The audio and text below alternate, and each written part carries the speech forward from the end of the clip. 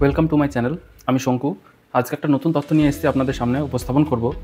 আপনি যদি online game খেলে থাকেন তাহলে অবশ্যই কিন্তু ভুল করছেন। কেননা রিসেন্ট একটা বিল যেটা লোকসভায় পাস হয়েছে গত 20 আগস্ট 2025, যেটা লোকসভায় পাস হয়েছে, the promotion and regulation of online gaming বিল 2025। এই বিলটা কী সম্পর্কে এবং কী নিয়ে বিল সেই নিয়ে বিস্তারিত আসছি। তবে এই বিলটা পাস হয়ে গেছে লোকসভায় 20 আগস্ট এবং রাজ্যসভাতে পাস হয়েছে 21 আগস্ট, আর 22 তারিখে রাষ্ট্রপতির সম্মতি মিলেছে। অর্থাৎ এই বিলটার বিল নেই, এখন কিন্তু আইনে পরিণত হয়ে গেছে। কি এই অনলাইন গেমিং বিল? যারা এই online gaming bill paid version অর্থাৎ টাকা পয়সা দিয়ে যে কোনো গেম খেলছিলেন তাদের জন্য কিন্তু খুব খারাপ খবর।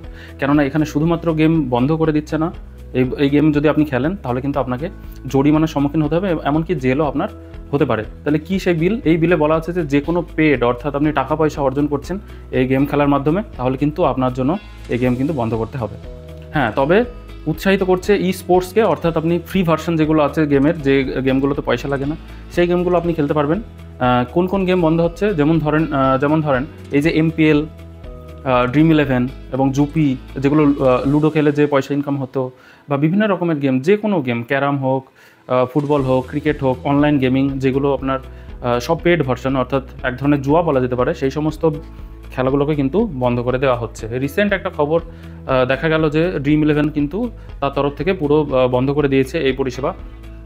এবার এই ক্ষেত্রে কিন্তু দেশের 15,000 থেকে 20,000 কোটি টাকার একটা লস দেখা যাচ্ছে। কিন্তু লসটা বড় কথা নয়, যেহেতু সমাজকে শুদ্ধ করতে হবে সেই জন্য এটা কেন্দ্র সরকারের একটা বড় উদ্যোগ। এর ফলে ই স্পোর্টসটা আরও বেশি উৎসাহিত হবে। আপনারাও বেশি করে সাবধান হয়ে যান এতে, কেননা এতে অনেকের ক্ষতি হয়। দেখা যাচ্ছে একটা সমীক্ষাতে যে প্রায় 40 কোটি মানুষ কিন্তু এর ক্ষতিতে পড়ছে। কেননা কোনো রকমভাবে যখন লসের সম্মুখীন হচ্ছেন তাদের মধ্যে একটা যদি তার ঋণের পরিমাণ বেড়ে যায় লসের মাধ্যমে, তাহলে কিন্তু তার মধ্যে একটা সুইসাইডাল একটা অ্যাপ্রোচ দেখা গেছে এবং সমাজে এটা কিন্তু একটা খুব ক্ষতিকর একটা প্রভাব ফেলেছে ইয়াং সমাজকে এবং অর্থনৈতিকভাবে পুরো সমাজকে, যে কারণে কিন্তু এই বিলটা আনা হয়েছে।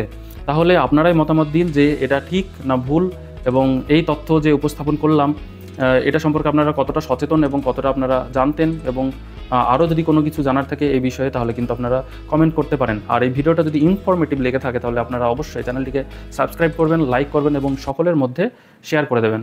ধন্যবাদ।